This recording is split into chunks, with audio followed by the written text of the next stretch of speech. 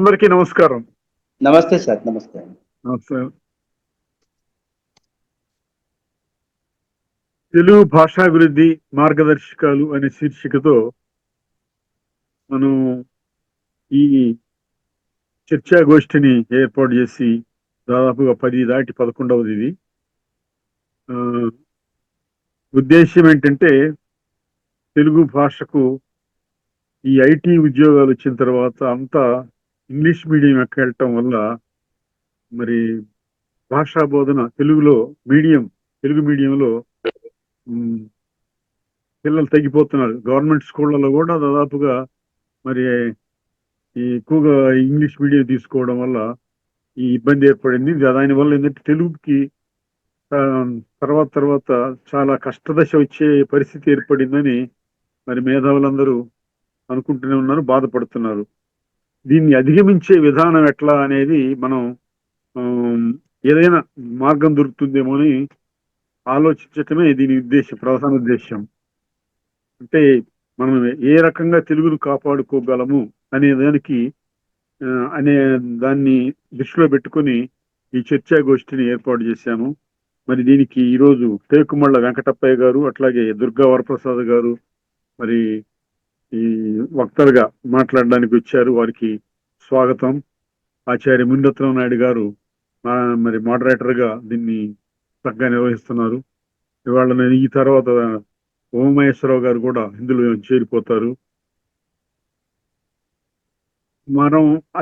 మన ఆలోచన విధానం, అది ఉద్దేశ్యం ఏంటంటే ఎవరిని నిందించటము లేకపోతే ఎవరి మీద విమర్శించటము కాదు, ఎవరు ఏది చేయడం లేదు అనేది కాదు. మనం ఏం చేయగలం, మనం ఎంతవరకు చేయగలం, ఏం చేయగలం, ఈ భాషను రక్షించుకోవడానికి మన వంతు పాత్రగా మనం ఎలా పోషించగలము అనేది ఈ అన్వేషణలో భాగంగా ఏర్పాటు చేశాము. కాబట్టి మీరు మీ ప్రసంగాలని కొనసాగించవచ్చు. ఆచార్య మునిరత్నం నాయుడు గారు ఇక్కడ నుండి మీ ఈ చర్చాగోష్ఠిని ప్రారంభిస్తారు. ఆచార్య మునిరత్నం నాయుడు గారు. నమస్కారం సార్. ఆచార్య బిట్టు వెంకటేశ్వర్లు గారికి, వెంకటప్పయ్య గారికి, దుర్గా ప్రసాద్ గారికి, ఉమామహేశ్వరరావు గారికి అందరికీ స్వాగతం. ఆచార్య బిట్టు వెంకటేశ్వర్లు గారు దీన్ని ప్రారంభం వారే మొదలుపెట్టి నాకు ఈ బాధ్యతను అప్పచెప్పారు. గత దాదాపు 4 నెలలుగా ప్రతి నెల మొదటి వారము, 3వ వారము మనం తెలుగు భాషా బోధన మార్గదర్శకాలు అనే ప్రధాన శీర్షికలో ఉపశీర్షికల కింద ప్రథమ భాషగాను, ద్వితీయ భాషగాను, తర్వాత ప్రపంచీకరణ నేపథ్యంలో తెలుగు భాష ఎలా ఉంది, ఎక్కడెక్కడ ఉంది, ఎలా ఉంది, ఈ విషయాలన్నిటి మీద గత 10 సమావేశాల్లోనూ చర్చించడం జరిగింది. ఈరోజు ఉపాధ్యాయుల పాత్ర ఏంటి దీంట్లో అనే అంశం మీద అనుకోవడం జరిగింది. వీరిద్దరిని ఆహ్వానించడం జరిగింది. అయితే ఇప్పటి వరకు తెలుగు ఉపాధ్యాయుడికి ఉండవలసినటువంటి లక్షణాలు ఏంటి, ఆ లక్షణాలు ఎంతవరకు ఉపయోగిస్తున్నారు, ఎంతవరకు ఉపయోగించలేదు అనే విషయం మీద మనం స్థూలంగా చర్చిస్తూ ఇప్పుడున్న, అంటే ఇప్పుడు సార్ మన బిట్టు వెంకటేశ్వర గారు చెప్పినట్టు ఈ యాంత్రిక యుగంలో ఉద్యోగ కల్పన విషయమై అపోహలు ఉండడం చేత తెలుగు నేర్చుకుంటే జరగదు, ఇంగ్లీషు నేర్చుకుంటేనే ఉద్యోగాలు అవకాశాలు వస్తాయనే ఉద్దేశంతో అటు తెలుగు రాష్ట్రాల్లోనూ ఇతర రాష్ట్రాల్లోనూ తెలుగు బోధన దాదాపు మృగ్యమైపోతుంది. ఎందుకంటే ఇతర రాష్ట్రాల్లో జరుగుతున్నది, ఇప్పటికి కూడా జరగకుండా పోవడం లేదు. కానీ ఇక్కడ నుండి పాఠ్య పుస్తకాలను తీసుకెళ్లేటువంటి రాష్ట్రాలు కొన్ని ఉన్నాయి. అంటే సరిహద్దు రాష్ట్రాల్లో వారు తయారు చేసుకున్నారు. కానీ బయట రాష్ట్రాలు ఏవైతే ఉన్నాయో, ఇప్పుడు అండమాన్ కానీ, ఢిల్లీ కానీ, మన అస్సాం కానీ, అదేవిధంగా గుజరాత్ కానీ, ఇటువంటి చోట మన పుస్తకాలనే వాళ్ళు వాడుతున్నారు.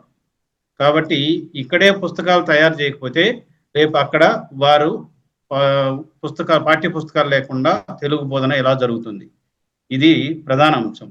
ఇక రెండవది, మనం ఈరోజు నడుస్తున్నటువంటి చరిత్రలో ఈ తెలుగు బోధనకు సంబంధించి విద్యార్థులు, తల్లిదండ్రులు, ప్రభుత్వం ఈ 3 ప్రధాన అంశాలు. ఎందుకంటే దాంట్లో ఉపాధ్యాయుడి యొక్క బాధ్యత ఏంటి, ఉపాధ్యాయులు తనకున్నటువంటి పరిధి మేరకు ఏ విధంగా విద్యార్థులను ఆకర్షించగలగాలి, వారి ద్వారా తెలుగు భాష అభివృద్ధికి ఏ విధంగా దోహదం చేయాలి అనే అంశం మీద ఈరోజు మాట్లాడాలనేది అనుకోవడం జరిగింది. ఒకవేళ అవసరమైతే ఇంకొక లెక్చర్ కూడా దీని గురించి పెట్టాల్సి వస్తుంది. ఎందుకంటే పోయిన వారం అంటే 1వ వారం జరిగినప్పుడు మహబూబ్ నగర్లో పిల్లల చేతనే వాళ్ళు కవితలు, పద్యాలు రాయించి వాటిని ప్రింట్ చేయడం, అదేవిధంగా కథలు రాయించి కథలు ప్రింట్ చేయడం, ఆ స్థాయికి అక్కడ ఉన్నటువంటి ఉపాధ్యాయులు ఎదిగి చేసి వాళ్ళ సృజనాత్మక శక్తిని పెంపొందించడానికి అక్కడ ఉపాధ్యాయులు ఎంత కష్టపడ్డారనేది. అంటే ఎందుకు అంటున్నానంటే ఈరోజు నిబద్ధత అనేది లోపిస్తుంది. ఉద్యోగ ధర్మంగా చేస్తే ఈరోజు తెలుగు నిలబడదు. కాబట్టి ఆచార్య పిట్టి వెంకటేశ్వర గారు చెప్పినట్టు మనం ఎవరినో పోయి ఉద్యమాలు చేసి చేయలేము. కనీసం ఈ విధంగానైనా వారిని మేల్కొల్పుదాం అనే ఉద్దేశంతోనే ఈ కార్యక్రమాన్ని నిర్వహిస్తున్నాము. కాబట్టి ఈ కార్యక్రమానికి మనం మామూలుగా అయితే తెలుగు అంటేనే వ్యాకరణము, పద్యము, వచనం ఈ 3 అంశాలు మేజర్గా ఉంటాయి. వ్యాకరణమే మొదట బోధిస్తే విద్యార్థులు పారిపోతారు అని కొంతమంది వాదన. ఇది మనకు వీటితో పాటు నైతిక విలువలు ప్రధానంగా, అదేవిధంగా సాంస్కృతిక విలువలు, ఆధ్యాత్మిక విలువలు, తర్వాత సృజనాత్మక శక్తిని పెంపొందించడం, ఈ అంశాలు ప్రధానంగా ఉపాధ్యాయుడికి ఉండవలసినటువంటి లక్షణాలు. అంటే పద్యం ద్వారా తెలుగు భాషకే పద్యం అనేది చాలా విశిష్టమైంది. దాని ద్వారా లయ ఏర్పడమే కాకుండా ఆకర్షించడానికి సంగీతం అందులో భాగంగా ఉంటుంది. కాబట్టి దానికోసం ఈ తెలుగు బోధన ఉపాధ్యాయుడి యొక్క విశిష్టత పాత్ర ఇంకా చాలా ఉన్నతమైంది, అదేవిధంగా ప్రధానమైంది. కాబట్టి ఈ విషయాలను చర్చించుకోవడానికి మన ఆహ్వానాన్ని మన్నించి విచ్చేసినటువంటి డాక్టర్ టేకుమల్ల వెంకటప్పయ్య గారు గురించి ఇప్పుడు స్థూలంగా పరిచయం చేస్తాను. వారు నెల్లూరు జిల్లాలో 25/7 అంటే జూలై 1957లో జన్మించారు. MCom, MA, MPhil, BEd, PhD చేశారు. మద్రాస్ విశ్వవిద్యాలయం నుండి అద్దేపల్లి రామ్మోహన్ రావు కవితా ప్రస్థానం అనే అంశం మీద పిహెచ్డి చేశారు. హృదయనేత్రి అనే అంశం నవల విమర్శ మీద బెనారస్ హిందూ విశ్వవిద్యాలయంలో కూడా వారు పరిశోధన చేసి అక్కడ ఉత్తమ విమర్శనా గ్రంథంగా కూడా వారు బహుమతిని స్వీకరించారు. వీరు ఔద్యోగిక జీవితం 1978 నుండి 2015 వరకు ఆంధ్ర సిమెంట్స్లో అకౌంట్స్ మేనేజర్గా పనిచేశారు. అంటే వీరి వృత్తి ఏంటి, ప్రవృత్తి ఏంటి, వారిని గురించి ఒక విభిన్నమైనటువంటి అంశాలు వారి జీవన రేఖలు పరిశీలించినాక నాకు ఈరోజు చాలా చాలా వారిని గురించి నెల్లూరులో ఉన్నప్పుడు వాళ్ళతో ఆయనతో ఎక్కువ నాకు పరిచయం కాలేదు. అందువల్ల కొంచెం బాధపడుతున్నాను కూడా. ఎందుకంటే అప్పుడు రచయితలను అందరినీ మేము నెల్లూరులో పిలిపించి మాట్లాడేవాళ్ళం, సదస్సులు చేసేవాళ్ళం. కాబట్టి ఆయన కవి, రచయిత, సంప్రదాయ కవిత్వము, వచన కవిత్వము, భక్తి కవిత్వము, కథలు రాయడము, సమీక్షలు, విమర్శలు మొదలైనటువన్నీ ప్రముఖులతో, రచయితలతో ముఖాముఖి మొదలైన కార్యక్రమాలతో వారు సాహిత్య ప్రస్థానం కొనసాగిస్తున్నారు. అన్నమయ్య రచనల మీద కూడా వారు తిరుమల తిరుపతి దేవస్థానం వారితో వీరి సేవలను వినియోగించుకొని వారు ద్వారా అన్నమయ్య ఆధ్యాత్మిక గేయాలు, శృంగార గేయాలు, అదేవిధంగా వారి అష్టోత్తర శతనామావళి మొదలైనటువంటి గ్రంథాలను వారు పరిష్కరించి దేవస్థానం పక్షాన ముద్రించడం జరిగింది.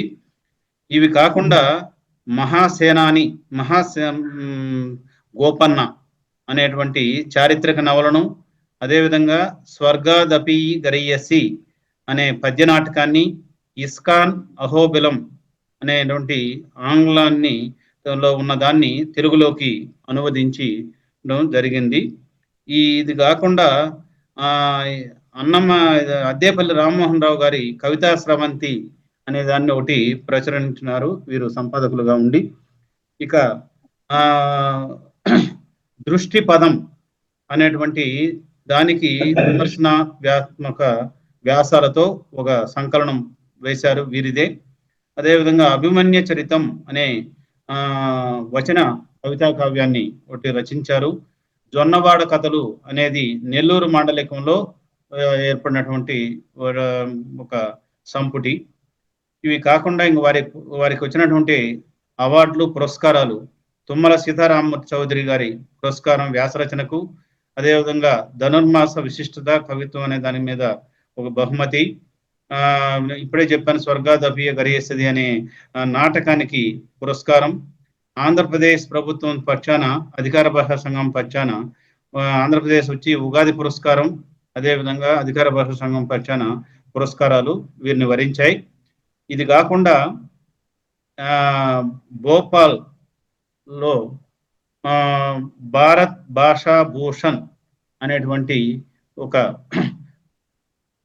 బహుమతిని కూడా ఒక అవార్డును వారు స్వీకరించడం జరిగింది. జాషువా పురస్కారం, జ్యోతి పులే పురస్కారం, కవయిత్రి మొల్ల పురస్కారం ఇటీవల కాలంలో నెల్లూరు నుండి వారు స్వీకరించడం జరిగింది. ఇది వారిని గురించి స్థూలంగా పరిచయం చేసే అవకాశం నాకు లభించినందుకు నేను కృతజ్ఞతలు తెలియజేసుకుంటూ డాక్టర్ టేకుమల్ల వెంకటప్పయ్య గారిని ఉపన్యాసం ప్రారంభించవలసిందిగా ఆహ్వానిస్తున్నాను. సభకు నమస్కారం. ఈరోజు ఆచార్య మునిరత్నం నాయుడు గారి ఆధ్వర్యంలో తెలుగు భాషాభివృద్ధి మార్గదర్శకాలు అనే అంశంలో భాగంగా తెలుగు భాష బోధనలో ఉపాధ్యాయుల పాత్ర ఎలా ఉండాలి అనే అంశంపై ఈ జూమ్ మీటింగు మనం ఏర్పాటు చేసుకున్నాం. అందరికీ, దీంట్లో పాల్గొన్న అందరికీ పేరున నమస్కారాలు. బిట్టు వెంకటేశ్వర్లు గారికి అందరికీ పేరున నమస్కారాలు తెలియజేస్తూ ప్రారంభిస్తున్నాను. మనం తెలుగువారిగా పుట్టడం అదృష్టం. వినపడుతుందా సార్? అప్పయ్య దీక్షుడు అన్నట్టు ఆంధ్రత్వ మాంధ్ర భాషాచ బహుజన్మ తపఃఫలం అన్నాడు. అలాగే విశ్వనాథరావు వారు బహుజన్మ కృత పుణ్య పరిపాకనం చేసి ఆంధ్రుడై దాత్రిలో అవతరించు అన్న విధంగా ఆంధ్రుడై పుట్టినందుకు, తెలుగు భాష మాట్లాడుతున్నందుకు చాలా గర్విస్తూ ప్రారంభిస్తున్నాను. భాషోపాధ్యాయులకు భాష గురించి మంచి అవగాహన ఉండాలి. ముఖ్యంగా ముందు ఆ విషయాలను మనం మాట్లాడుకుందాం. మనిషిని మనిషిగా తీర్చిదిద్దగలిగిన సాధనం విద్య. అనూచానంగా ప్రజలంతా నీతంగానో అనీతంగానో విద్యను అభ్యసిస్తూనే ఉన్నారు.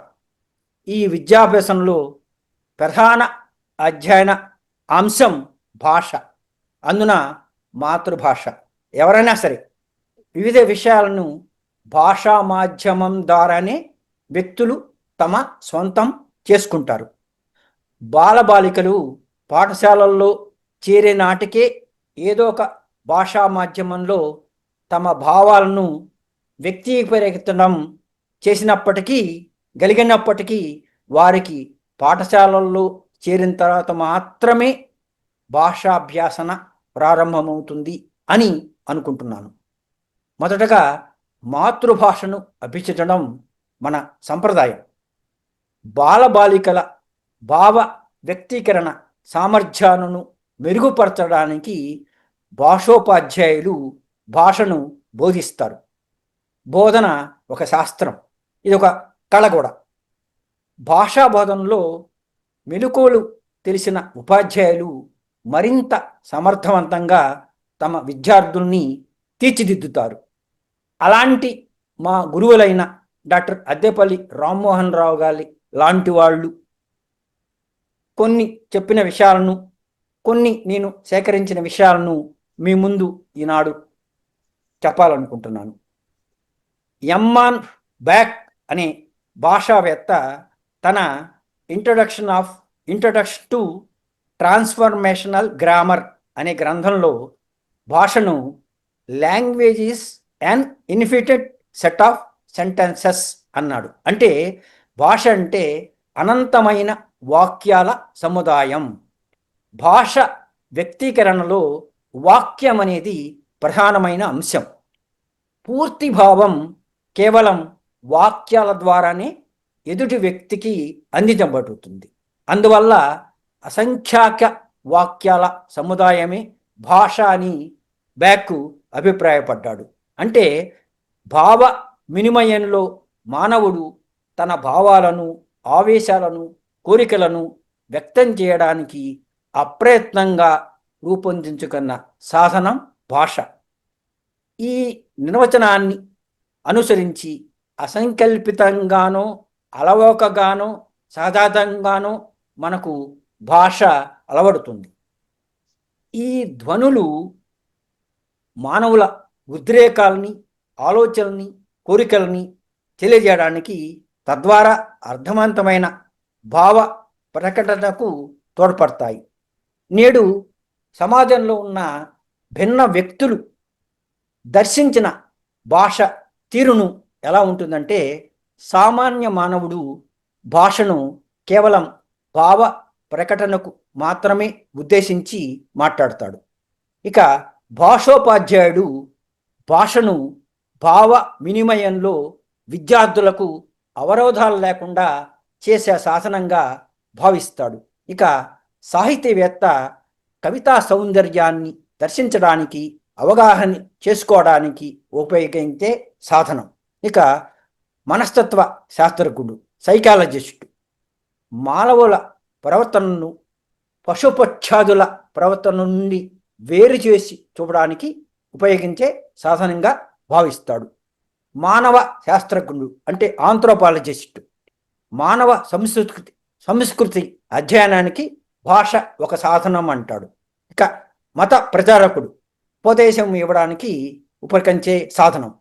చరిత్రకారుడు రచనలు, తాళపత్ర గ్రంథాలు, శాసనాలు వీటి సాయంతో చరిత్ర నిర్మించడానికి ఉపకరించే సాధనంగా వాడతాడు. వేదాంతి తాత్విక చర్చకు ఉపయోగిస్తే, సాంకేతిక శాస్త్రజ్ఞుడు వాగ్రూపంగా కానీ, లిఖిత రూపంగా కానీ ఎదుటి వ్యక్తి భావాన్ని అందించే సాధనంగా వాడతాడు. ఇక భాషా శాస్త్రజ్ఞుడు భాషా విషయ వివేచనానికి ఉపకరించే సాధనంగా వాడతాడు. భాష కేవలం సాధనమే కాకుండా సాధ్యం కూడా. కొందరికి ఇది సాధనం, కొందరికి సాధ్యం, మరికొందరికి రెండూ కూడా. విద్యార్థి భావం చెప్పడానికి చేసే టేస్టలతో పాటు, అంటే సైగలతో పాటు ఉపయోగపడే ధ్వని రూపంపై నిర్వచనాలన్నీ భాష దృక్కోణాలని మనకు దర్శింపజేస్తున్నాయి. అంటే ఈ నిర్వచనాలన్నీ భాష స్వరూపాన్ని, స్వభావాన్ని, లక్షణాలని మనకు వివరిస్తున్నాయి. వీటిలో ఏ ఒక్క నిర్వచనము సమగ్రము అని మనకు అనిపించకపోయినప్పటికీ అన్ని నిర్వచనాలు కూడా భాష అంటే ఇది అని చెప్పడానికి సహకరిస్తున్నాయి అని మాత్రం గట్టిగా చెప్పొచ్చు.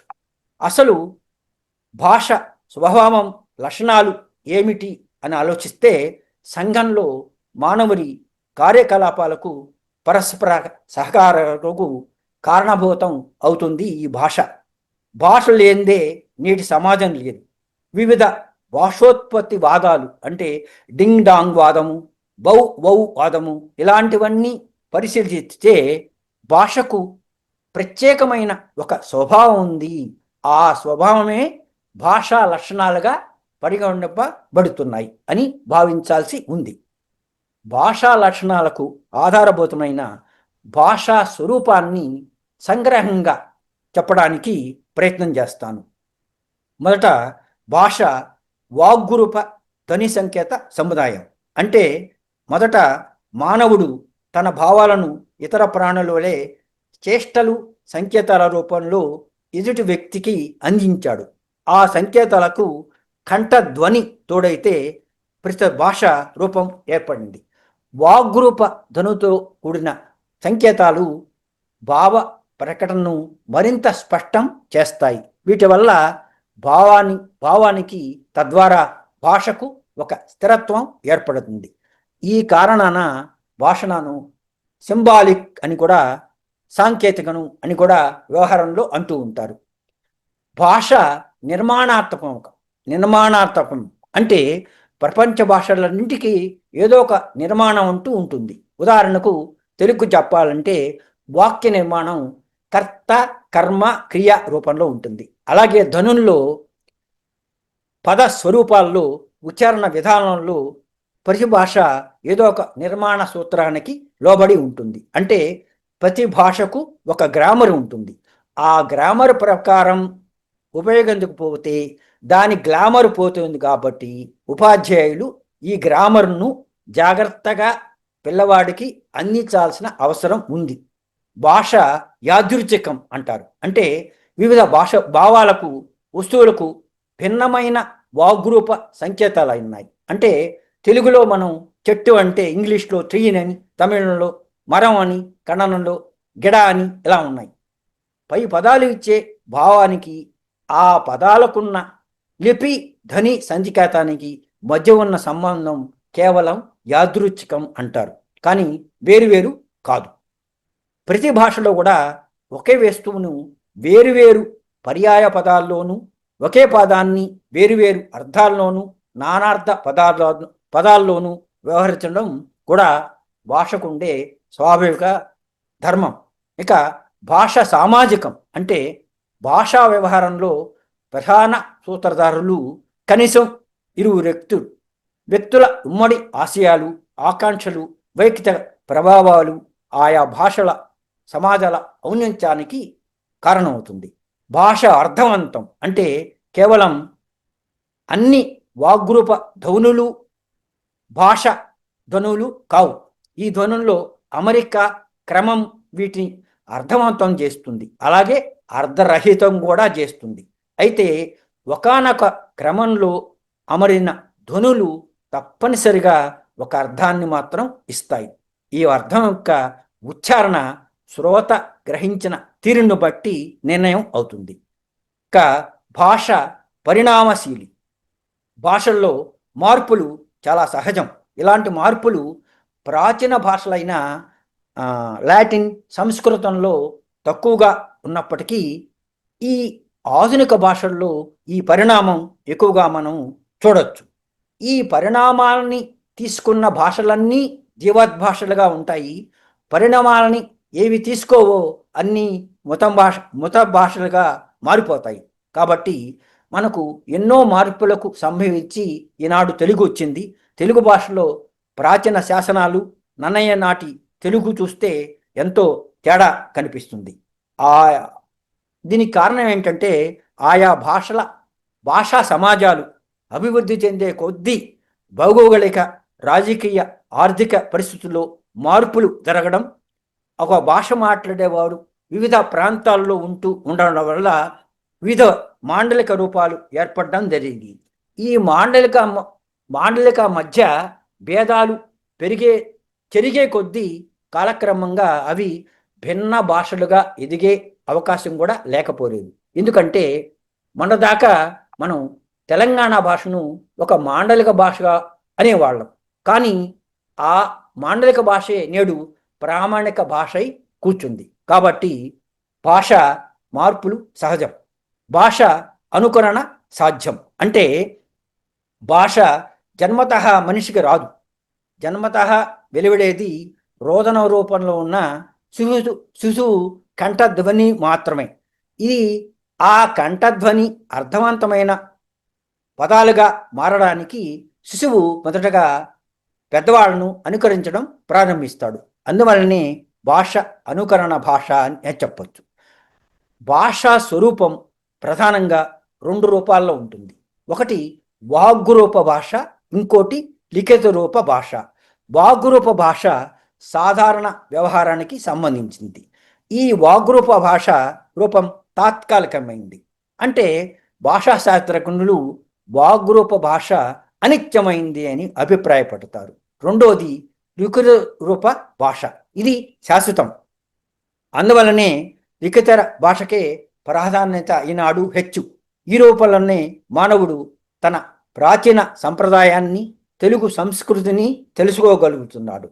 లిఖిత భాషలో సాధారణంగా దోషాలు ఉండవు, కానీ ఆ శాసనాలు చెక్కేవాళ్ళు, ఆ రాగిరీకు చెక్కేవాళ్ళు వాళ్ళకు సరిగ్గా భాష రాకపోతే తప్పులు దొల్లొచ్చు, కానీ మామూలుగా లిఖిత భాషలో దోషాలు ఏమీ ఉండవు. ఇది వ్యాకరణ నియమాలకు లోబడి ఉంటుంది. భాషా పరిధిలో, శాస్త్ర పరిధిలో ప్రధానమైన అంశాలు 3 ఉన్నాయి. ఒకటి వ్యక్త నిర్మాణం, అంటే ఎక్స్ప్రెషన్ సిస్టమ్. భావ నిర్మాణం అంటే కంటెంట్ లేకపోతే మీనింగ్ సిస్టమ్. మూడవది పదజాలం, అంటే వొకాబులరీ. పై మూడింటిలో పదజాలం అనేది మార్పులు చేర్పులకు లోబడుతూ ఉంటుంది. వ్యక్త నిర్మాణానికి, భావ నిర్మాణానికి మధ్య అంతర్గత సంబంధం ఉంది. ఒక కాలంలో విరివిగా ఉపయోగించిన పదజాలం తర్వాతి కాలంలో కనిపించకుండా పోవడం కూడా సంభవిస్తుంది. నన్నయ కాలానికి ఉన్న ఎన్నో ప్రాకృత పదాలు నేడు లేవు. అలాగే అన్నమయ్య రాసిన కీర్తనలో చాలా కీర్తనలో ఉన్న పదాలు ఈనాడు అంతరించిపోయాయి. వాటి అర్థాలు తెలుసుకోవడానికి చాలా కష్టపడాల్సి వస్తున్నది. భాషలో నూతన విషయాలు, తదనుగుణమైన నూతన పదజాలం వచ్చి చేరినప్పటికీ భాష యొక్క మౌలిక రూపం మాత్రం మారదు అని మనం గమనించాలి. కానీ స్వల్పమైన మార్పులు జరగడానికి మాత్రం అవకాశం ఉంది. ఒక భాషా వ్యవహర్త మరో భాషను అభ్యసిస్తే ఆ భాషా ధ్వనులపైన మొదటి భాష స్వభావం కానీ, ప్రభావం కానీ, లేకపోతే తన మొదటి భాష మీద కొత్తగా నేర్చుకున్న భాష ప్రభావం కానీ ఉంటుంది. అట్లాగే నూతన వ్యాకరణ కార్యాలు, వాక్య నిర్మాణాలు కూడా 2 భాషల్లో చోటు చేసుకుంటాయి. అయితే పదజాలంలో వచ్చినంత వేగంగా మార్పు వాక్య నిర్మాణంలో రాదని మనం చెప్పుకోవచ్చు. అప్పటి మన ఉమ్మడి రాష్ట్ర ప్రభుత్వ విధానాన్ని అనుసరించి పాఠ్యపుస్తకాల్లో వ్యవహారిక భాషా రూపంలోనే పాఠ్యపుస్తకాల రచన జరగాలని నిర్ణయించారు. 1965లో 1965లో తిరుపతిలో ఒక పండిత గోష్ఠి జరిగింది. దాంట్లో వ్యవహారిక భాషా రూపమే పాఠ్యపుస్తకాల్లో ఉండాలని తీర్మానించారు. దాంట్లో అభినవాచార్యకర్త శ్రీ గొడవర్తి సూర్యనారాయణ గారు వ్యవహారిక భాషలో కొన్ని నమూనా పాఠాలు కూడా రూపొందించారు. ఆ తర్వాతి సంవత్సరాల్లో రాష్ట్ర ప్రభుత్వం వారు ఏర్పాటు చేసిన పాఠ్య ప్రణాళిక నిర్మాణ సంఘాలన్నీ వ్యవహారిక భాషనే ఆధునిక ప్రామాణిక భాషగా స్వీకరించాలి అని సిఫార్సు చేశాయి. అంటే మాట్లాడే భాషకి, రాసే భాషకి అట్టే తేడా ఉండకూడదు అని నిర్ణయించి పాఠ్యపుస్తకాలన్నీ వ్యవహారిక రూపం, అంటే శిష్ట వ్యవహారికమై ఆధునిక ప్రామాణిక భాషగా రూపం స్థిరపడింది అని చెప్పవచ్చు.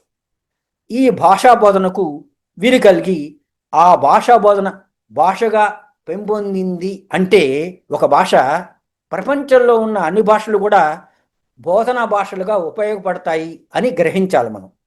1964-66 నాటి కొఠారి కమిషన్ కానీ, 1986 నాటి నేషనల్ ఎడ్యుకేషన్ పాలసీ కానీ మాతృభాష, ప్రాంతీయ భాషల్లోని అన్ని స్థాయిల్లో విద్యాబోధన జరగాలని, అప్పుడే సమగ్ర మానవ వ్యక్తిత్వానికి రూపకల్పన జరుగుతుంది అని అభిప్రాయపడ్డారు.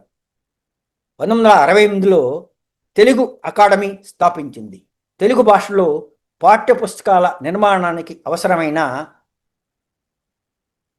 పారిభాషిక పదాలను సేకరించి డిగ్రీ స్థాయి వరకు పాఠ్యపుస్తకాలని రాయించి ప్రచురించారు.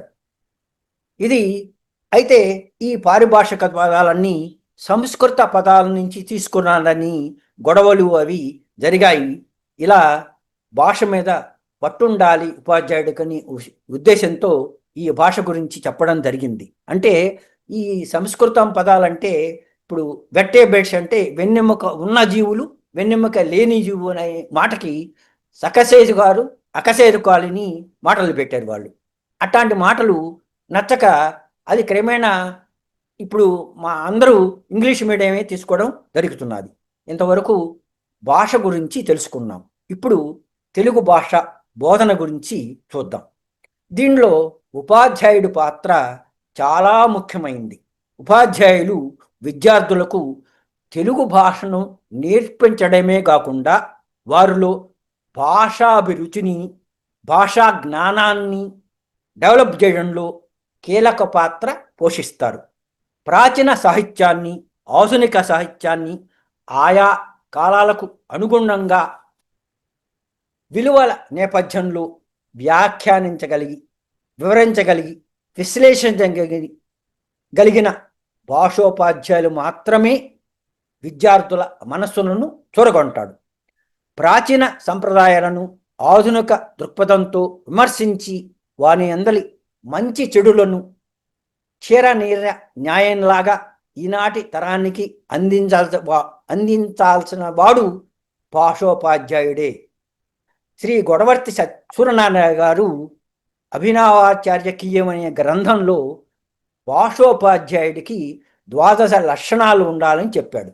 ఆయన చెప్పింది ఆత్మ సంయమనం అంటే సెల్ఫ్ కంట్రోల్, అభినివేశం ఎంతూజియాజం, ఆర్ద్రత సింపతి, సంశోధితం అంటే ఎక్స్పెరిమెంటల్ యాటిట్యూడ్, వృత్తిధర్మం సెన్స్ ఆఫ్ వెకేషన్, చాతుర్యం హ్యూమర్, ధర్మబుద్ధి ధర్మ ప్రకోపం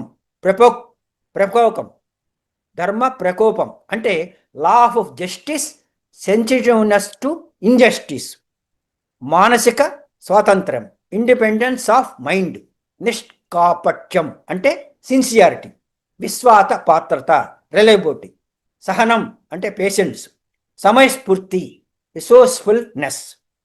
పై లక్షణాలన్నీ భాషోపాధ్యాయుడు కలిగి ఉంటే లోపరహితుడై, దోషరహితుడై పాఠశాల మళ్ళీ సమాజంలోని వ్యక్తులందరికీ తలలో నాలుకగా వ్యవహరించిన వాడు వందనీయుడుతాడు. ఆయన వల్ల సమాజం కూడా ప్రభావితం అవుతుంది, లాభపడుతుంది. ఇలాగే ప్రశ్నాపత్రాలు రూపొందించడంలో కూడా పాఠశాల విద్యార్థులకు, కళాశాల విద్యార్థులకు చాలా తేడా ఉంది. పాఠశాలలో చేసేటప్పుడు మనం చిన్న ప్రశ్నలు, లఘురూప ప్రశ్నలు, ఇంకా ఖాళీలు పూరించడం ఇట్లాంటివి ఇస్తాం. ఎందుకంటే వాళ్ళ మైండ్ అంత డెవలప్ అయిండవదు కాబట్టి. కానీ కళాశాల స్థాయి వచ్చేసరికి అన్నీ ఎస్ఏ రూపంలో అంటే వ్యాస రూపంలో ఉండే ప్రశ్నలు మాత్రమే ఇస్తారు. ఎందుకంటే వాళ్ళు డిగ్రీ చదివిన తర్వాతి కాలంలో వాళ్ళు ఏదన్నా కార్యాలయాలలో, ఆఫీసుల్లో చేరితే అక్కడ ఏదన్నా నోట్ రాయడం కానీ లేకపోతే ఏదన్నా రైటప్ రాయడం కానీ చేయాలంటే భాష ఒక పద్ధతిలో నేర్చుకొని క్రమేణా అభివృద్ధి చెందుతూ పోవాలని ఇలా ప్రవేశపెట్టారు. అయితే ఇక్కడ ఒక చిన్న మాట, అవునయ్యా బాగానే ఉంది, ఉపాధ్యాయులు అంటారు, ఉపన్యాసకులు లేకపోతే ప్రొఫెసర్లు, ఆచార్యులు అంటారు, వీళ్ళిద్దరి పాత్ర ఒకటేనా అని మీరు అడగవచ్చు. సంస్కృతంలో న్యాయాలు అని ఉన్నాయి. అంటే ఒకటి మార్జాల కిశోర న్యాయం, ఇంకోటి మర్కట కిశోర న్యాయం.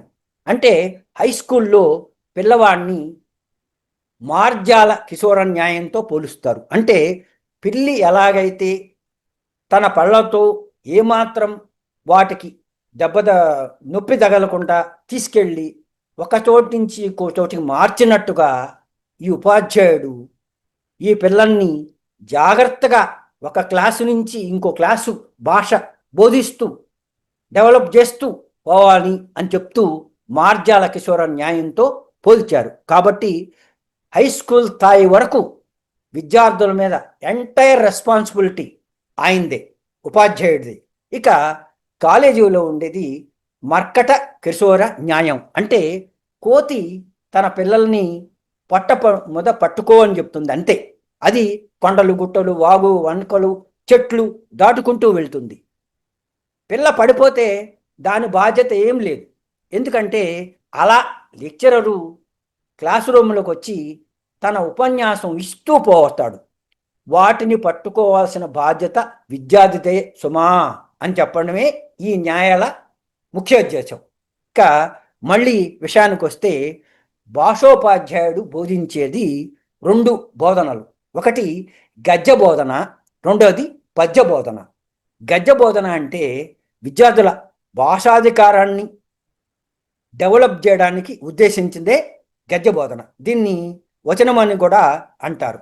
లాక్షణికులు ఏమంటారంటే పద్యరచన కన్నా గద్యరచన కష్టతరం అంటారు. ఎందుకంటే విద్యార్థుల భావ భాషా వ్యాపారాన్ని మెరుగుపరచడమే ప్రధాన గమ్యంగా గద్యం బోధించాలి అని గట్టిగా చెప్తారు భాషా శాస్త్రవేత్తలు.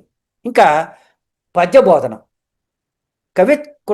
కృతమైన ఛేదోబద్ధమైన రచన పద్యకావ్యమై కావ్య రూపంలో సాహిత్యంలో స్థిరపడింది. చందోలయాత్మకమైన రచన పద్యం అని అనాలి.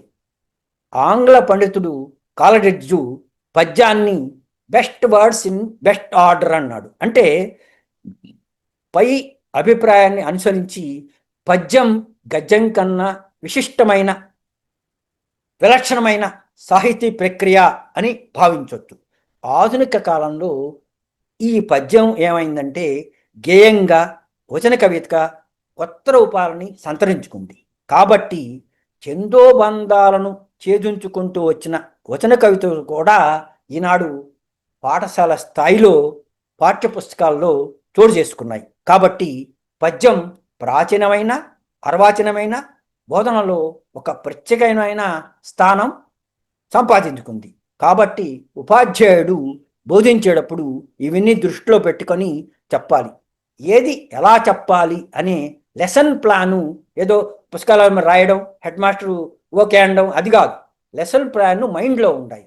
ఎట్లా విద్యార్థిని మోటివేట్ చేయాలి, ఎలా సబ్జెక్ట్లోకి తీసుకురావాలి అనేది తెలిసి ఉండాలి. అంటే ఉదాహరణ చెప్పాలంటే మాకు క్లాసులో చెప్పేటప్పుడు రాణా ప్రతాప్ సింగ్ ఆయనకు ఒక గుర్రం ఉండేది, దాని పేరు చేతక్. దాని గురించి చెప్తూ ఆయన మా మాస్టర్ ఏం చేశాడంటే చేతక్ స్కూటర్ ఎవరన్నా తోలుతారా అని అడుగుతూ ఇట్లా క్రమేణా ఆ పాఠంలోకి తీసుకెళ్ళాడు. ఇలాంటి లెసన్ ప్లాను ఉపాధ్యాయుడికి ఎప్పుడు ప్రతి పాఠానికి కూడా ఆయన మస్తిష్కంలో ఎప్పుడు కూడా ఒక విధమైన ప్రత్యేక ప్రణాళిక ఉండాలి. ఇక తెలుగు భాష బోధనలో ఉపాధ్యాయుల పాత్ర ఏమిటో 4 మాటల్లో చెప్తే ముగిస్తాను. మొదటిది పాత్ర భాషా నైపుణ్యాలను పెంపొందించటం.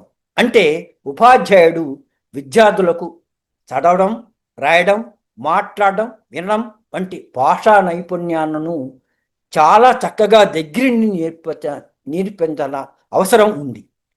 అలాగే భాషాభిరుచిని పెంపొందించాలి. అంటే ఉపాధ్యాయుడు విద్యార్థులకు అవసరమైన కథలు, పద్యాలు, గేయాలు, నాటికలు వంటివి చదివి వినిపించి వారిలో భాషాభిరుచిని పెంచాల్సిన అవసరం ఎంతైనా ఉంది. అలాగే సాంస్కృతిక అవగాహన కల్పించాలి. అంటే తెలుగులో భాష ద్వారా తెలుగు సంస్కృతి, సంప్రదాయాలు, చరిత్ర, సాహిత్యం వంటి విషయాలు వాటి గురించి విద్యార్థులకు అవగాహన కల్పించాలి. అలాగే క్రియేటివిటీ పెంచాలి. ఇందాక చెప్పారు, ఉపాధ్యాయులు విద్యార్థుల్ని కథలు, కవితలు రాయమని ప్రోత్సహించి వాటిలో తప్పులు దిద్ది వాటిలో ఆ విధంగా సృజనాత్మకతను వాళ్ళు డెవలప్ చేయాల్సిన అవసరం కూడా ఉంది. ఇంకా విమర్శనాత్మక ఆలోచన నైపుణ్యాలను కూడా పెంచాల్సిన బాధ్యత ఉపాధ్యాయుడే అని నేను అనుకుంటున్నాను. ఎందుకంటే విద్యార్థికి ఏదైనా విషయం చెప్పినప్పుడు ఆ విద్యార్థి విన్న తర్వాత దీన్ని నువ్వు దీంట్లో మంచేది చెడు ఏది, నీకు ఏంది మంచి అనిపించింది, ఏది చెడు అనిపించింది అని ఒక పేరాలాగా రాయించి అలా విమర్శనాత్మక దృష్టిని చిన్నప్పుడే మనం డెవలప్ చేయాల్సిన అవసరం కూడా ఉంది. అలాగే ఈ బోధనా పద్ధతులను ఉపయోగించడం. అంటే ఈనాడు క్లాస్ రూమ్ చాలా మారిపోయింది. ఆడియో వీడియో విజువల్ ఎడిట్స్ వచ్చాయి కాబట్టి విద్యార్థులు సులభంగా ఏ విధంగా చెప్తే అర్థం చేసుకుంటారో ఆ విధంగా చెప్పాలి కాబట్టి ఉపాధ్యాయుడు ఆ విధంగా సహాయం తీసుకొని చెప్పాల్సి ఉంది. ఇక వ్యక్తిగత శ్రద్ధ అంటే ఇండివిజువల్ అటెన్షన్. ఒక్కో విద్యార్థి ఒక్కో నైపుణ్యం కలిగి ఉంటాడు. ఒక విద్యార్థి ఒకసారి చెప్తే తెలుసుకుంటాడు, ఇంకో విద్యార్థి 2 సార్లు చెప్పాలి, ఇంకో విద్యార్థికి 3 సార్లు చెప్పాలి.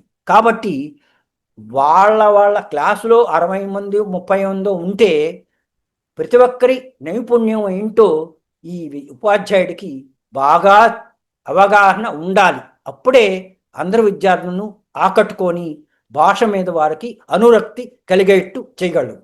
ఇంకా లాస్ట్లో సహాయకుడు, మార్గదర్శి అంటే విద్యార్థులకు ఉపాధ్యాయుడు ఒక స్నేహితుడిగా, ఒక సహాయకుడిగా, ఒక మార్గదర్శిగా ఉంటూ వారి సందేహాలన్నీ నివృత్తి చేయాల్సిన అవసరం ఎంతైనా ఉంది.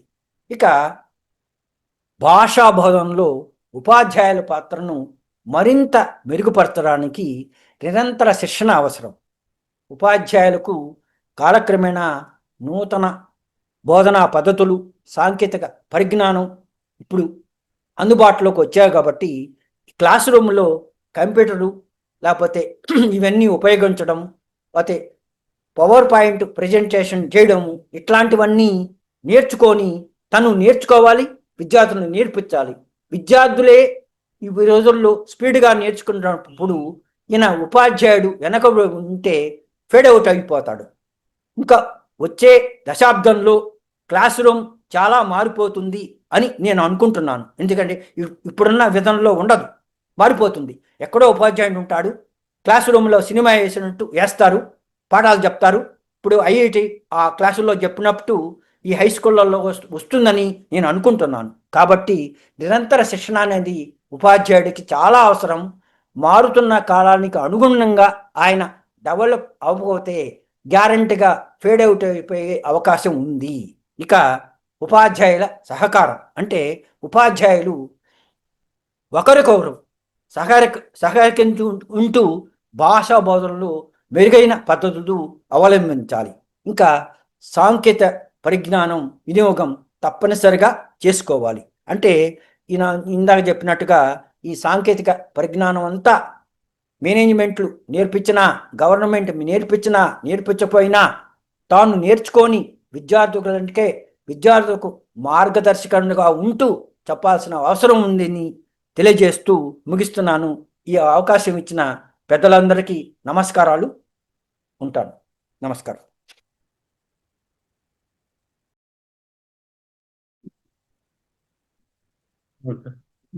పేకుమెల్ల వెంకటప్పయ్య గారికి ధన్యవాదాలు. ఎందుకంటే భాష గురించి, భాషా బోధన గురించి, ఉపాధ్యాయుడి యొక్క కర్తవ్యాన్ని గురించి చాలా విపులంగా వివరించినందుకు వారికి హృదయపూర్వక ధన్యవాదాలు తెలియజేసుకుంటున్నాను.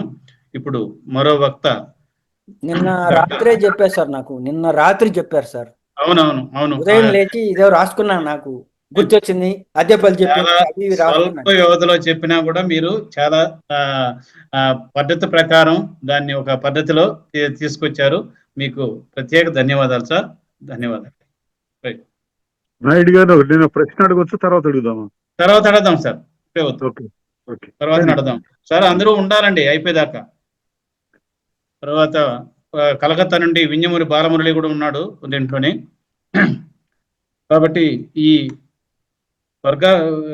దుర్గా వరప్రసాద్ గారు, డాక్టర్ పి దుర్గా వరప్రసాద్ గారు ఎంఏ సంస్కృతం, జ్యోతిష్యం, తెలుగు రెండిట్లోనూ వారు పీజీ చేయడమే కాకుండా తెలుగులో బౌద్ధ కావ్యాలపై ఎంఫిలు, అదేవిధంగా ఆచార్య నాగార్జున విశ్వవిద్యాలయంలో చేశారు. ఆంధ్ర సాహిత్య శిల్ప కళా వైభవం అనే అంశం మీద ఆంధ్ర విశ్వవిద్యాలయంలో పిహెచ్డి చేశారు. కృష్ణా జిల్లాలోని నవోదయ విద్యాలయాల్లో ఆయన సంస్కృత అధ్యాపకుడిగా తన క్యారియర్ను ప్రారంభించి 36 ఏళ్ళు సర్వీసు నవోదయ విద్యాలయాల్లోని పూర్తి చేసి ఇప్పుడు రిటైర్ అయిన తర్వాత కూడా వారి విజయవాడలోని PB Siddhartha arts and science కళాశాలలో తెలుగులో సహాయాచార్యులుగా పనిచేస్తున్నారు. వారు కృష్ణవేణి అనే పద్యకావ్యాన్ని, అదేవిధంగా మాఘ పౌర్ణమి పద్యకావ్యాన్ని రచించి ముద్రించారు. ఇవి కాకుండా వివిధ పద్య ఖండికలు కూడా అముద్రితాలు ఉన్నాయి. ఇక ఆధునిక ఆంధ్ర సాహిత్య శిల్ప కళా వైభవం అనే అంశం మీద ఏదైతే పిహెచ్డి చేశారో ఆ పిహెచ్డి గ్రంథం కూడా ముద్రించారు. వారు పంపిన ప్రకారం నేను ఇది స్థూలంగా వారి గురించి పరిచయం చెప్పాను. ఇప్పుడు డాక్టర్ పి దుర్గా వరప్రసాద్ గారిని, ఎందుకంటే వీరు నాకు 2008లోనే తెలుగు విశ్వవిద్యాలయంలో మేము నవోదయ ఉపాధ్యాయులకు శిక్షణా శిబిరం నిర్వహించినప్పటి నుండి పరిచయము. కాబట్టి వారిని చాలా కాలం తర్వాత మళ్ళా ఈరోజు చూడడం చాలా సంతోషంగా ఉంది. వారిని తమ ఉపన్యాసాన్ని ప్రారంభించవలసిందిగా ఆహ్వానిస్తున్నాను. పెద్దలకి నమస్సులు. ఆచార్య బిట్టు వెంకటేశ్వర్లు గారికి, మునిరత్నం నాయుడు గారికి, అలాగే ఒక అద్భుతమైనటువంటి ప్రసంగాన్ని చేసినటువంటి డాక్టర్ టేకుమల్ల వెంకటప్పయ్య గారికి, తదితర మిత్రులందరికీ కూడా నా నమస్సులు. టేకుమల్ల వెంకటప్పయ్య గారు సమగ్రమైనటువంటి విషయాల్ని అందించారు. ఆ తర్వాత నేను ఏం చెప్పినా కూడా కొన్ని విషయాలు చర్వణం అవుతుంది. అందుకని ఆయన చెప్పినటువంటి కొన్ని విషయాల్ని మినహాయించి తర్వాత 36 సంవత్సరాల అనుభవంతో క్లాసులో తరగతిలో ఉపాధ్యాయుడిగా విద్యార్థులను ఆకట్టుకోవడంలోనూ విద్యార్థులకి బోధించాల్సినటువంటి పద్ధతుల్ని మా స్వీయ అనుభవంలోకి వచ్చినటువంటి పద్ధతులతో నేను ఇక్కడ చెప్పడానికి ప్రయత్నిస్తాను. చాలా సంక్షిప్తంగానే నా ఉపన్యాసం ఉంటుంది. సుదీర్ఘమైనటువంటి ప్రసంగం తర్వాత రెండో ప్రసంగం పేలవంగానే ఉంటుంది. అయినప్పటికీ కూడా నాకు తోచినంత వరకు నేను చెప్పడానికి ప్రయత్నిస్తాను. పలుకుల మకరంద మలుకు కులుకు నడకల సొగసులది కోటి జన్మల పుణ్యం ఇది కమ్మని తెలుగున పుట్టి పెరిగితిమి తీపి నరయుచున్. తెలుగు వాళ్ళుగా పుట్టడం ఇందాక వెంకటప్పయ్య గారు చెప్పారు. వారు పూర్వజన్మంలో చేసుకున్నటువంటి పుణ్య ఫలితంగానే తెలుగు వాళ్ళుగా పుట్టడం జరుగుతుంది అని చెప్పి ప్రసిద్ధులైనటువంటి వారి శ్లోకాన్ని ఉటంకిస్తూ చెప్పడం జరిగింది. అలాగే తెలుగదేలయన్న దేశంబు తెలుగు ఏలు తెలుగు వల్ల కూడా దేశ భాషలందు తెలుగు లెస్స అనేటువంటిది మనకు ప్రసిద్ధమైనటువంటి పద్యం ఉండనే ఉంది. అటువంటి తెలుగు భాషలో పుట్టి తెలుగు భాష ఇవాళ దాదాపుగా తగ్గుదలలోకి వస్తుంది, కానీ కనుమరుగు అయ్యేటువంటి దశలోకి మాత్రం రాలేదు. ఇటువంటి స్థితిలో ఈ తెలుగు భాషని ఉద్ధరించాల్సినటువంటి ఆవశ్యకత ఉన్నది. దానికి మార్గదర్శకాలు, తర్వాత వాటి బాధ్యతలు చేపట్టవలసింది తరగతి గదిలో ఉపాధ్యాయుడైనటువంటి అనే విషయాన్ని నమ్ముతూ నేను నా ప్రసంగాన్ని ప్రారంభిస్తాను.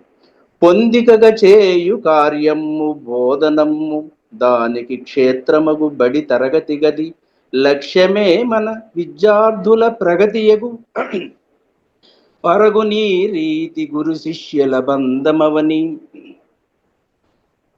తరగతి గదుల్లో పొందిగ్గా చేసేటువంటి పని బోధనం. దానికి లక్ష్యం ఏంటంటే విద్యార్థుల యొక్క ప్రగతి. అప్పుడే గురు శిష్యుల బంధం చాలా చక్కగా అభివృద్ధి చెందుతుంది.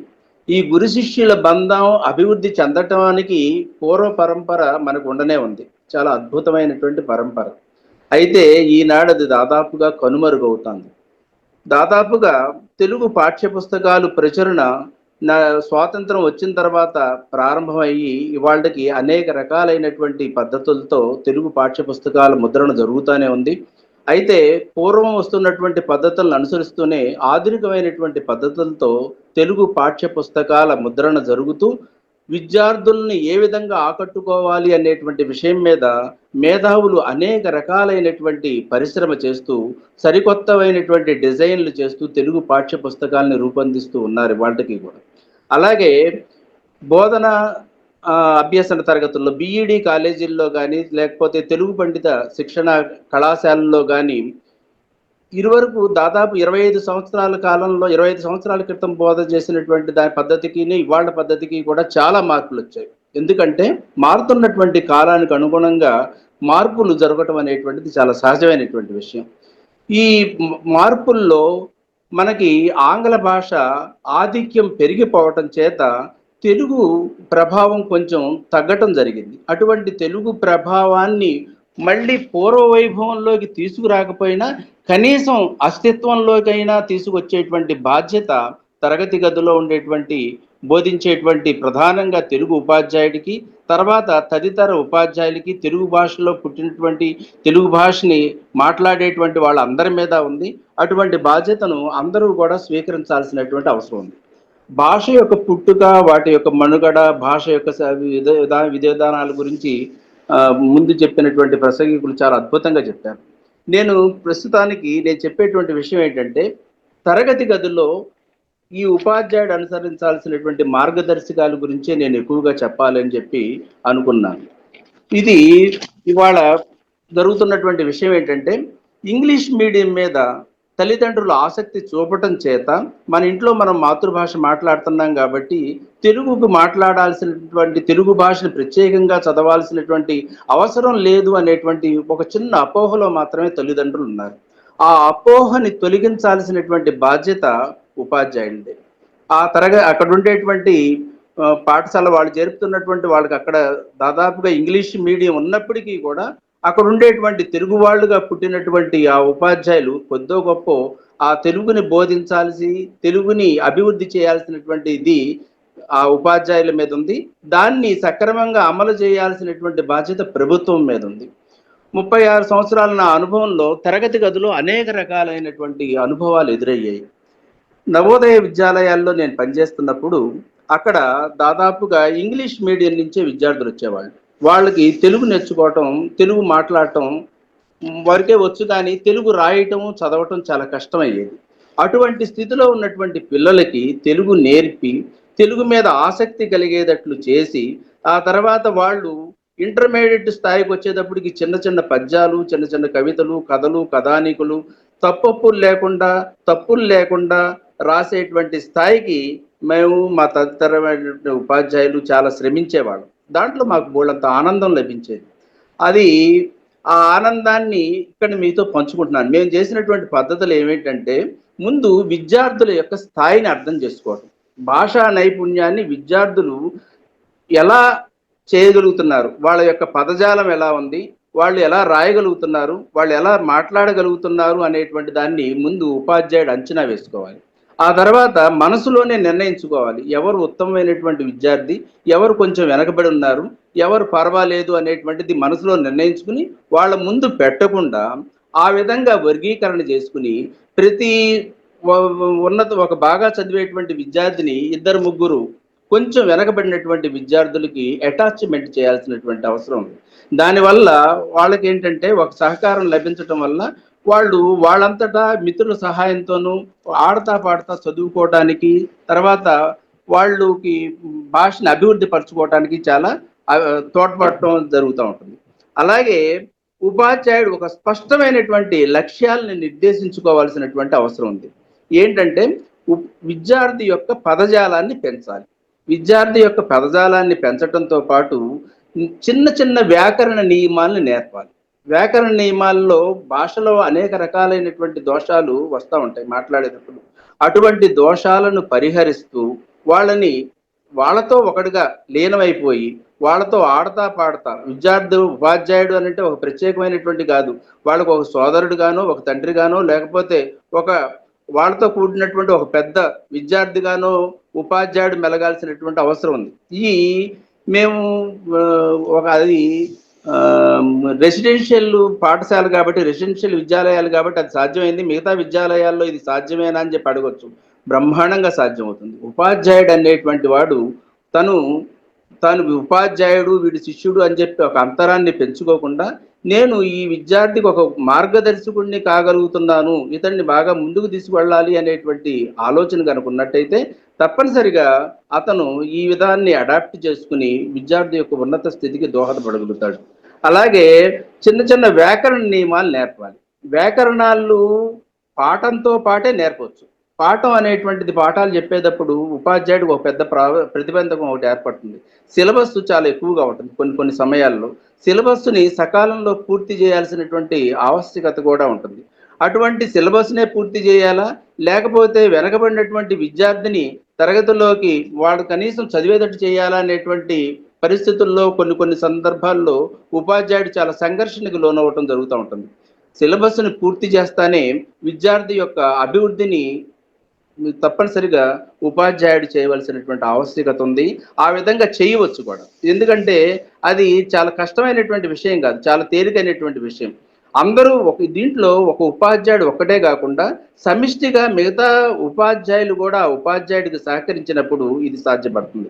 అలాగే మాట్లాడే నైపుణ్యంలో రాయటాన్ని మెరుగుపరచడం, చాలా విధమైనటువంటి తప్పులు మాట్లాడుతూ ఉంటారు. అలాగే చిన్న దోషాలు, లాకి లకారానికి తేడా తెలియకపోవటం, తర్వాత ఎక్కడ ఒత్తు పెట్టాలో ఎక్కడ ఒత్తు పెట్టకూడదో తెలియకపోవటం, విసర్గను ఎప్పుడు ఉపయోగించాలో లేకపోతే సున్నాను ఎప్పుడు ఉపయోగించాలో మొదలైనటువంటి విషయాల్లో చాలా లోపాలు ఉంటాయి విద్యార్థుల్లో. అటువంటి లోపాలను చాలా జాగ్రత్తగా పసిగట్టి వాటిని ఒక క్రమ పద్ధతిలో కొన్ని పదాలను తయారు చేయటం, అది తప్పు కాదు, ఇది నేర్చుకోవాల్సినటువంటి విషయం అని చెప్పి వాటితో ఆడతా పాడుతా కొన్ని పదాలను కల్పించి ఆ విధంగా చేసినట్లయితే తప్పనిసరిగా విద్యార్థులు తమలో ఉండేటువంటి ఇటువంటి దోషాలని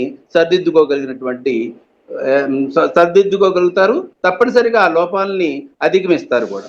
తర్వాత అన్నిట్లో కల్లా ముఖ్యమైనటువంటి విషయం ఏంటంటే ఆసక్తికరమైనటువంటి బోధనా పద్ధతులు ఉండాలి. బోధనా పద్ధతుల్లో ఒక పాఠం చెప్పటం, ఉపన్యాస పద్ధతిలాగా చెప్పటము, లేకపోతే బోర్డు మీద నోట్స్ రాసేసుకుని వెళ్ళిపోవటమో కాకుండా విద్యార్థులకి ఆసక్తి కలిగేటట్టుగా ఒక చిన్న క్రీడలు గాను ఇవాళ అనేక రకాలైనటువంటి పద్ధతులు వచ్చాయి.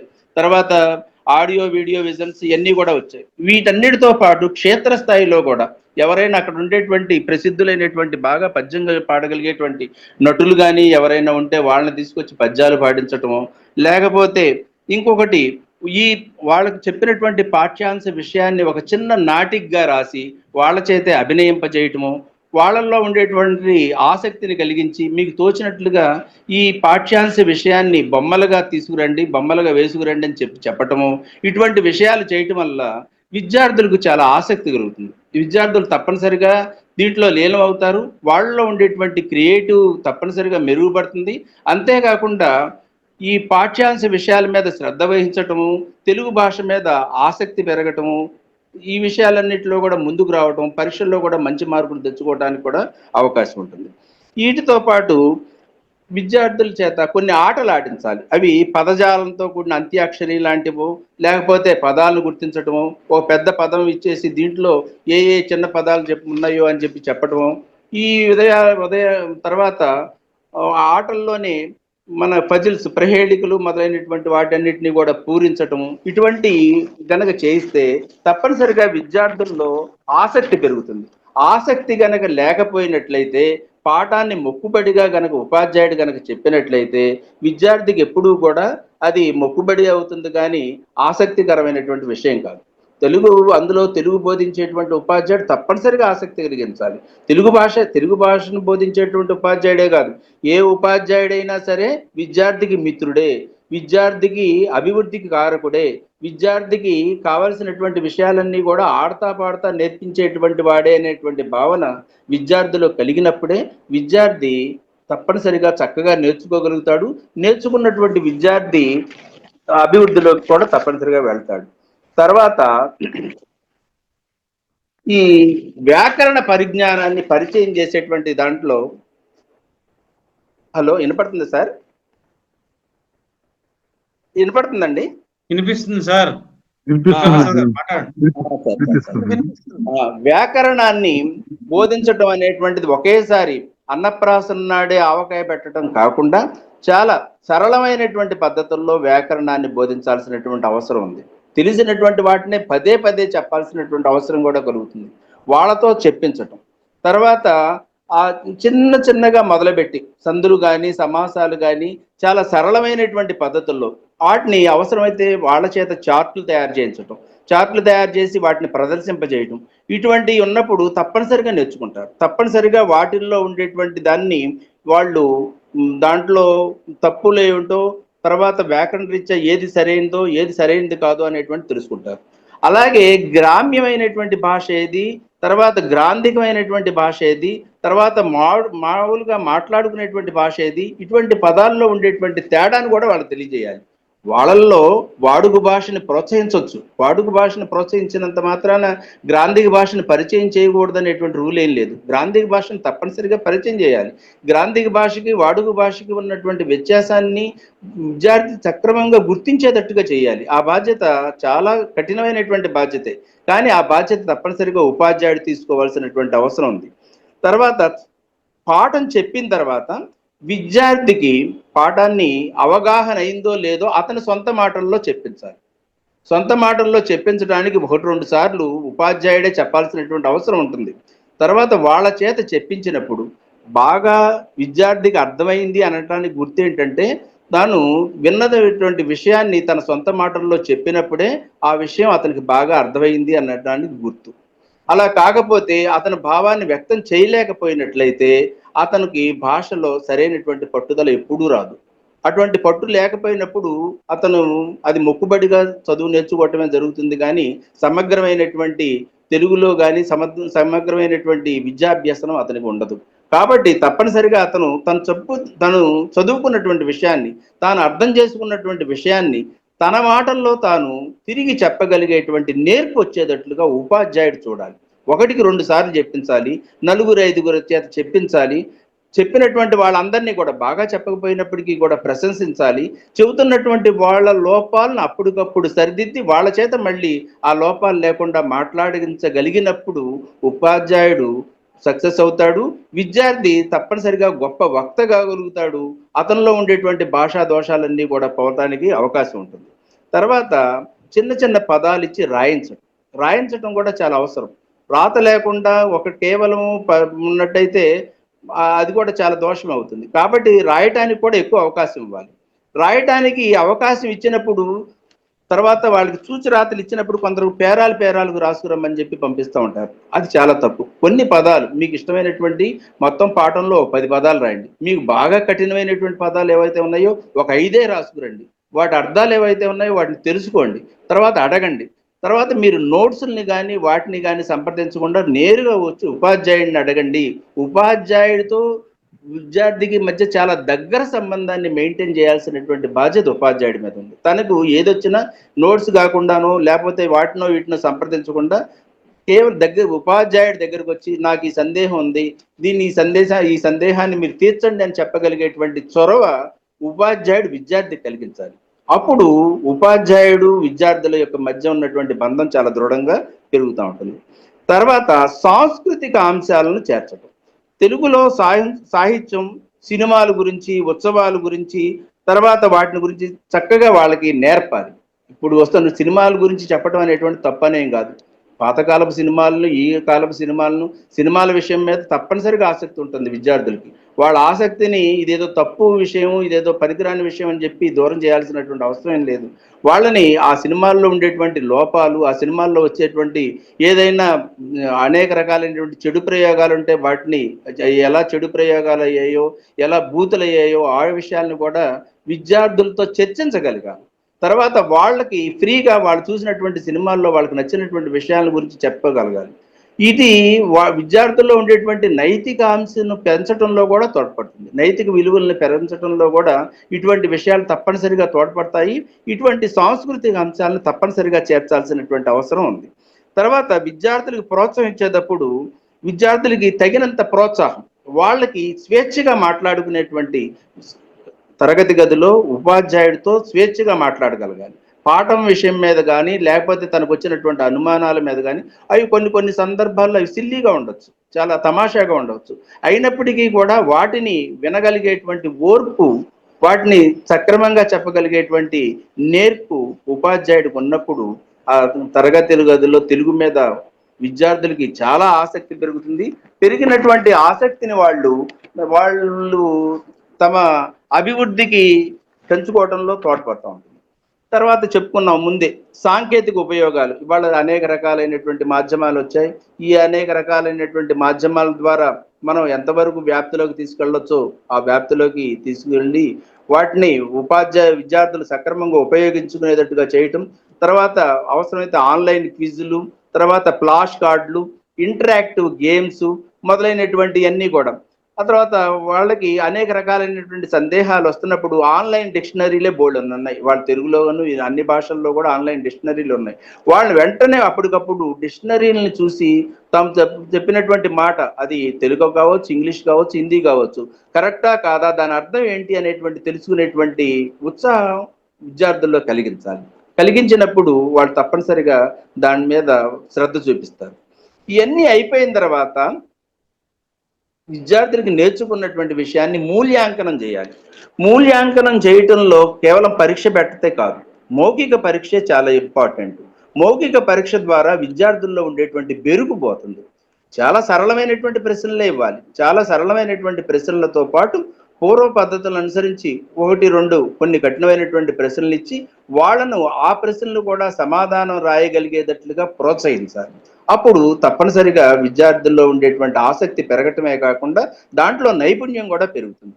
తర్వాత వీటి ద్వారా వాళ్ళల్లో వ్యాస రచన, తర్వాత సంభాషణ ఆధారంగా చిన్న చిన్న కథలు రాయటం, తర్వాత తాము చదువుతున్నటువంటి పాఠ్యాంశ విషయాన్ని సంక్షిప్తంగా రాయటం, ఇటువంటివన్నీ కూడా చేయించాలి.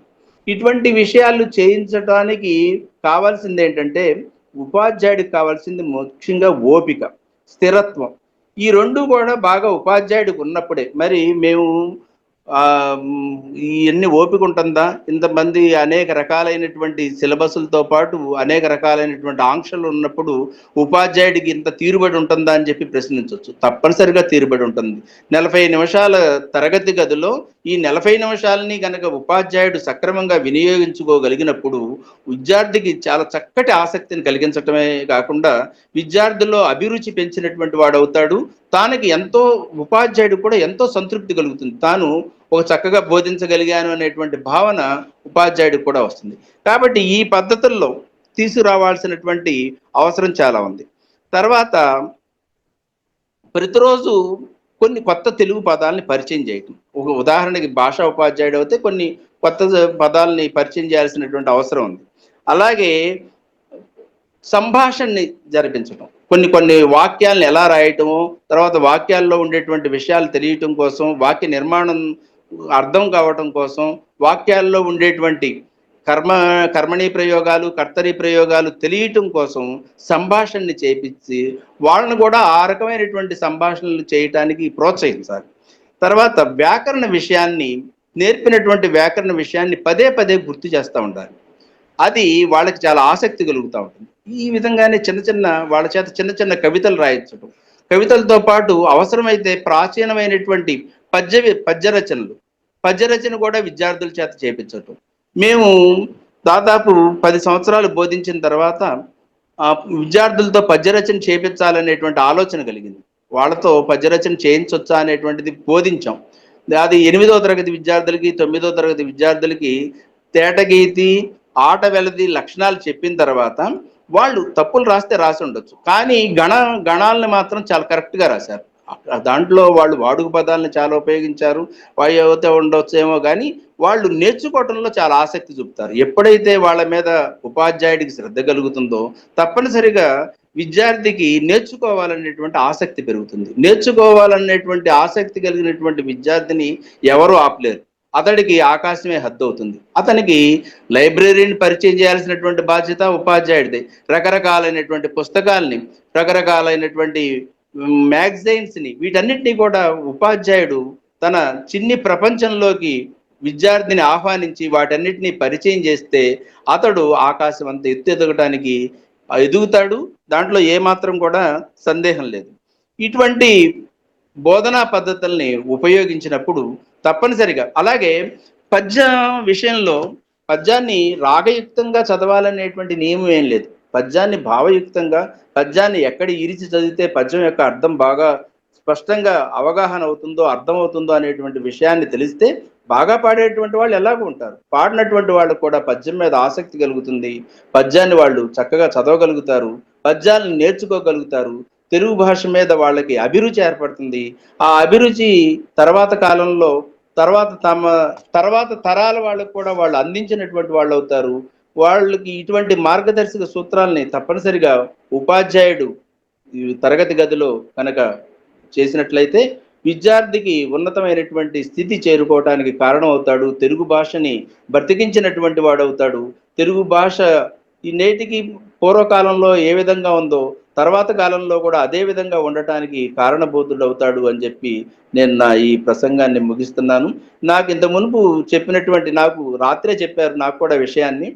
తర్వాత ఈ విషయాన్ని చెప్పినప్పటికీ కూడా నేను కొన్ని పనులు ఉన్నప్పటికీ, వాళ్ళ బయటకు వెళ్ళాల్సిన పని ఉన్నప్పటికీ కూడా అర్జెంటుగా వెళ్ళి రావటం జరిగింది. ఎక్కువ ప్రిపేర్ కాలేకపోయాను. నేను అనుకున్నది ఒకటే, నేను తరగతికి 36 సంవత్సరాల అనుభవం ఉంది. ఆ అనుభవంతో మేము ఏ విధంగా మాలో ఏ లోపాలు కలిగాయో, ఏ లోపాలు లేకపోతే విద్యార్థి అద్భుతంగా నేర్చుకున్నాడో, ఏటి వల్ల మేము చేసినటువంటి ఏ లోపాల వల్ల విద్యార్థి నష్టపోయాడో ఆ విషయాలనే చెబుదాం అనేటువంటి ఉద్దేశంతోనే మీ ముందుకు వచ్చాను. అదే విషయాన్ని ఇక్కడ చెప్పడం జరిగింది. నాకు ఈ అవకాశాన్ని కల్పించినటువంటి నా సోదరుడు ఉమాకి, అలాగే దాదాపు 20 సంవత్సరాల తర్వాత, దగ్గర దగ్గర 20 సంవత్సరాలు అవుతుంది, ఆచార్య మునిరత్నం నాయుడు గారిని కూడా చూడటం జరిగింది. అలాగే టేకుమళ్ళ వెంకటప్పయ్య గారు నాకు ఫేస్బుక్లో ముఖపుస్తకంలో పరిచయస్తులే. వారితోనూ గౌరవనీయులైనటువంటి బిట్టు వెంకటేశ్వర్లు గారితోనూ ఈ విధంగా పరిచయ మహద్భాగ్యం కలిగినందుకు మీ అందరికీ మరొకసారి నా హృదయపూర్వకమైనటువంటి కృతజ్ఞత నమస్సుమాంజలి అర్పిస్తూ సెలవు. ధన్యవాదాలు సార్ దుర్గా వరప్రసాద్ గారు. ఈరోజు సిద్ధాంతం గురించి వెంకటప్పయ్య గారు మాట్లాడితే, మీరు ప్రాయోగికాన్ని గురించి చాలా మీ అనుభవాన్ని చాలా వరకు దానికి న్యాయం చేశారు ఇద్దరు కూడా. కాబట్టి మీ ఇద్దరికి ఎంత స్వల్ప వ్యవధిలో కూడా మీరు మా ఆహ్వానాన్ని మన్నించి విచ్చేసినందుకు హృదయపూర్వకమైన ధన్యవాదాలు తెలియజేసుకుంటున్నాను. ఇప్పుడు సార్ బిట్టు వెంకటేశ్వర్లు గారు, సార్ బిట్టు సార్ చెప్పండి. మీ ప్రశ్న చెప్పండి. ఇంకా ఉన్నారు జనాలు. బాలమురళి, అయ్యా వింజమూరి బాలమురళి కలకత్తా నుండి వచ్చారు ఆయన. నమస్కారం.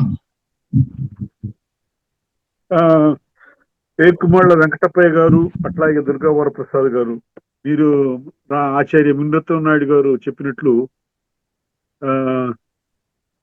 వెంకటప్పయ్య గారు సిద్ధాంతం బోధిస్తే, సిద్ధాంతం గురించి మాట్లాడితే, అట్లా దుర్గా వరప్రసాద్ గారు ప్రాయోగికం ఎట్లా ఉందో అని చెప్పారు. అంటే మంచి ప్రసంగాలు రెండు కూడా. వరప్రసాద్ గారు ఏదో తక్కువ సమయం ఉంది, నేను సరిగా ప్రిపేర్ కాలేదు అన్నారు, కానీ చాలా చక్కటి అనుభవాన్ని చెప్పారు. అనుభవాన్ని చెప్పేశారు మొత్తం.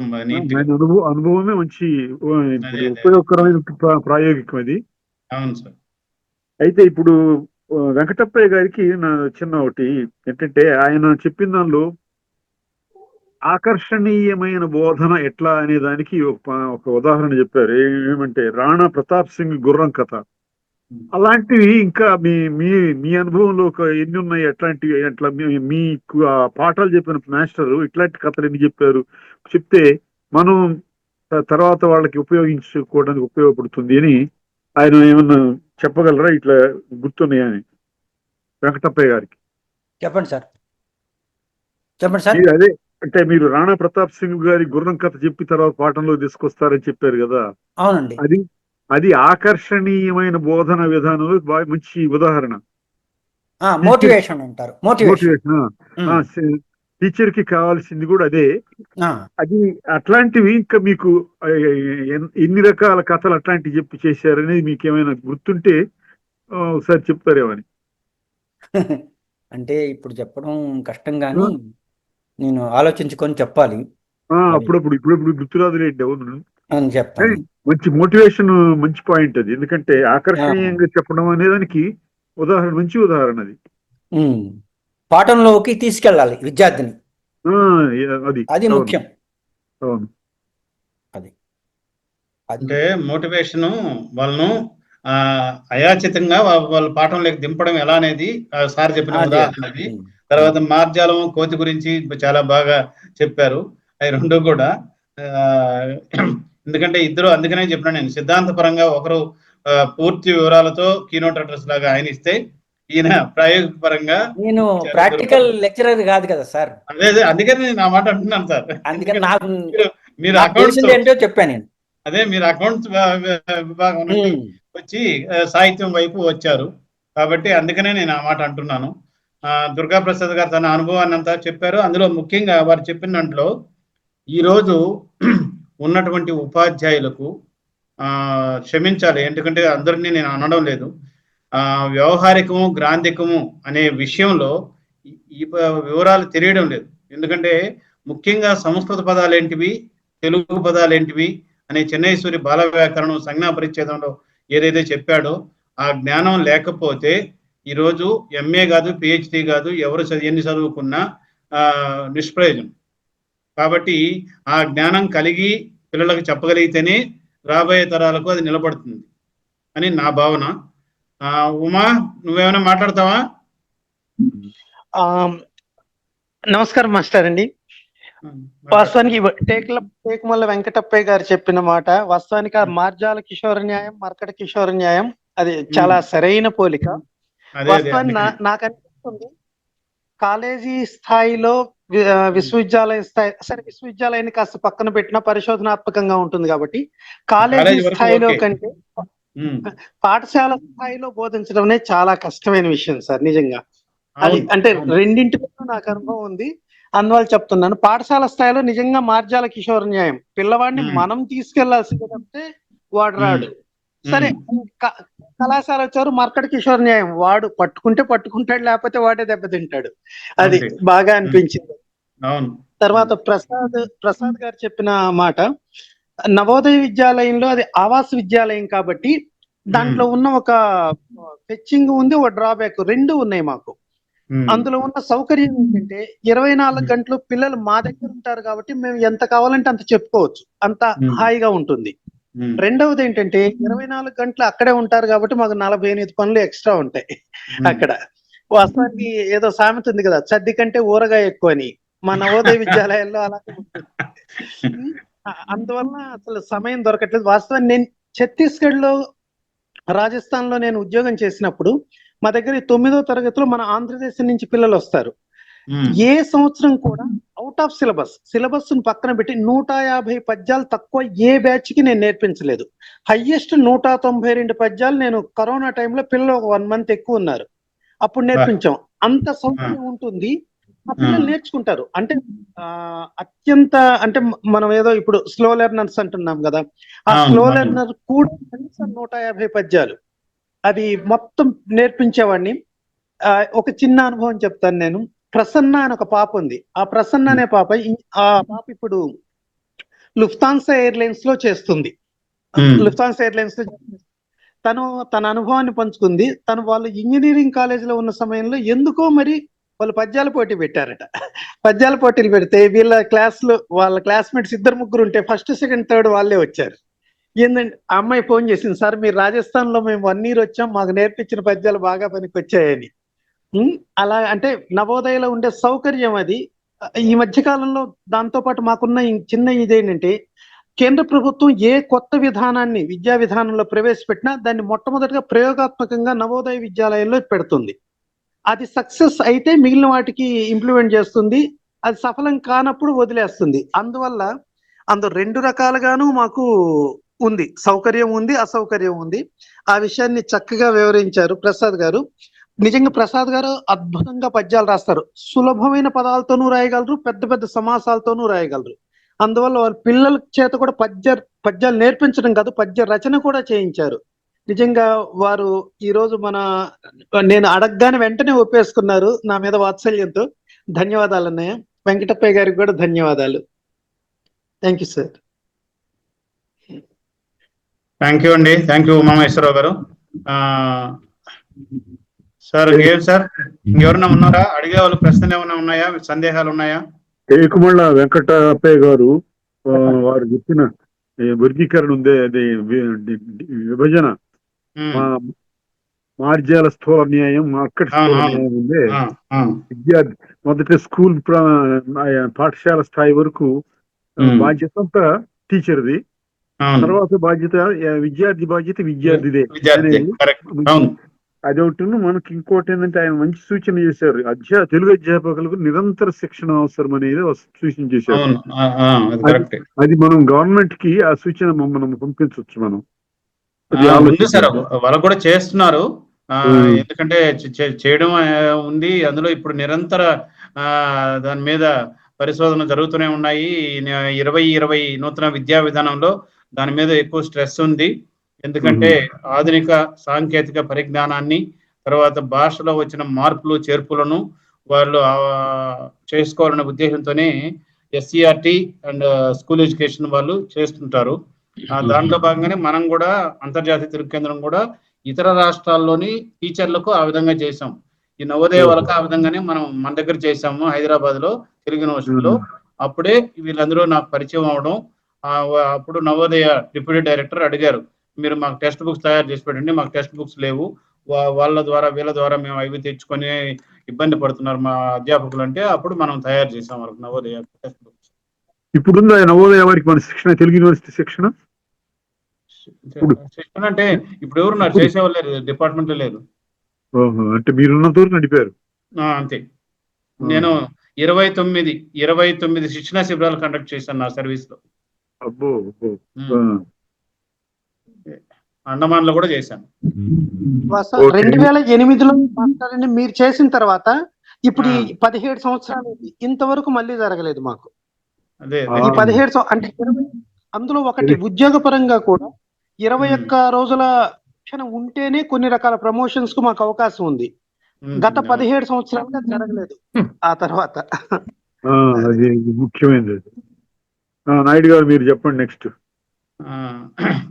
సార్, ఈరోజు చాలా ప్రయోజనకరంగా మనం ఏదైతే అనుకున్నామో అదే లక్ష్యాన్ని ఇద్దరూ కూడా అందుకొని వాళ్ళు చెప్పడం, వారికి నాకు చాలా సంతోషంగా నేను వారిని అభినందిస్తున్నాను. ఎందుకంటే మనకు ఉపాధ్యాయుడు అనే వాళ్ళు ఈరోజు ఉపాధ్యాయ వృత్తి ధర్మానికి ఎలా న్యాయం చేయాలి అనేది దుర్గాప్రసాద్ గారు చెప్పారు చూడండి. ఆ విధంగా లేకపోతే ఈరోజు ఏదో నామకే వాస్తే నేను పాఠం చెప్పాను, నేను క్లాసులో అయిపోయింది, నా పీరియడ్ అయిపోయింది అనుకుంటే మన తెలుగు భాష నిలబడదు.